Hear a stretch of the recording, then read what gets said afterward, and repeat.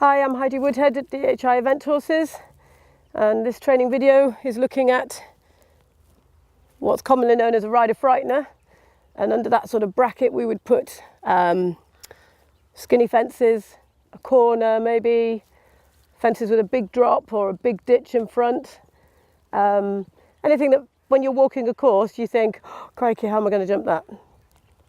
And most of that is about training and preparation. You don't have to jump big fences to feel like you're prepared for going out competing. So in our training field here, I have a lot of skinny fences. I've got a lot of different questions, and I change fences in front and behind ditches all the time, so that all of the young horses that we have in training are confident when they go out onto a cross-country course that they've pretty much seen what they're going to be expected to jump. And so they obviously trust me as a rider as much as I would trust them that the training is good, and I trust the horse is going to go and jump a fence.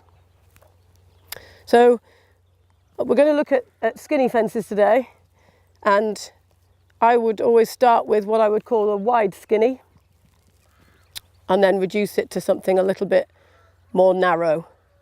And 90% of a successful jump over a skinny fence is really related back to the quality of your canter, confidence of your horse, and the trust that you have, but also knowing that your horse is locked onto the fence and he's reading the question in front of him. And you can feel that as much as you can see it from the ground when the horse's ears are pricked up and he's looking between the flags, and then you feel a pull down the rein and the horse is going, oh yeah, I can jump that, and come with me, and he wants to take you to the fence and negotiate it. And that's really what I look for in any young horse. So I try and train that confidence so that when they go out competing or move on through the levels, that they always have that confidence in the back of their training. So this is what I would call a bit of a wide skinny, certainly for the young horses. It's not too big, it's got a bit of brush on top, but it's actually also quite an eyeful. So the horses are going to come towards this fence with their ears pricked, looking and thinking, right, I've got to look, I've got to work out the question. And my job is to keep a collected short canter, but to make sure that the horse is feeling like he's still taking me forward.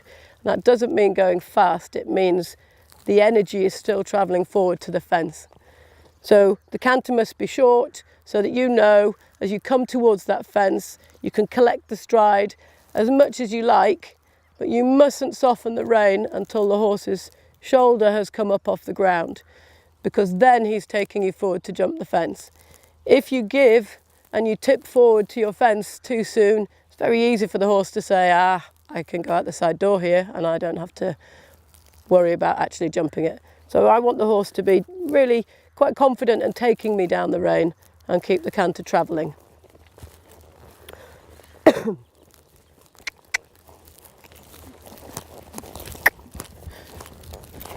So quite a positive collected canter. Watch the horse's ears. Good boy. And I think quite often when people are worried about a fence like a skinny, sometimes they go too fast, and that's why it's a rider frightener. They go too quickly, giving the horse the opportunity to make a mistake.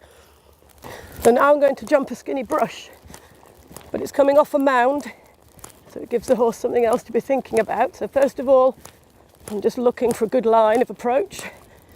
The canter's collected, soft rein, hold the line. Oh, good boy. And a nice little pop. Ooh.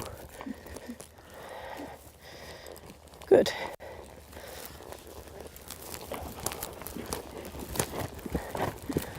And now I can include a combination. So we put a skinny, a hanging log, up the mound, down the mound, and over another skinny. See how we get to this one. Oh boy, looking for a line, holding the outside rein, collecting my canter. Good shot. Good boy.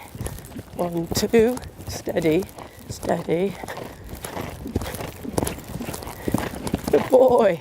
Ooh. Brrr.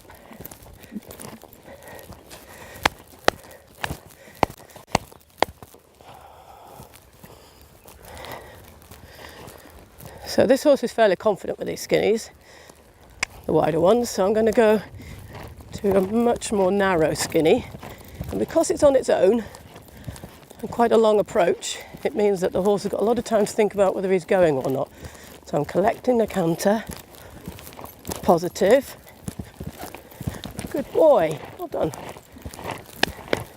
And actually he's locking onto his fences really nicely now and taking me to them, so that feels great. Ooh.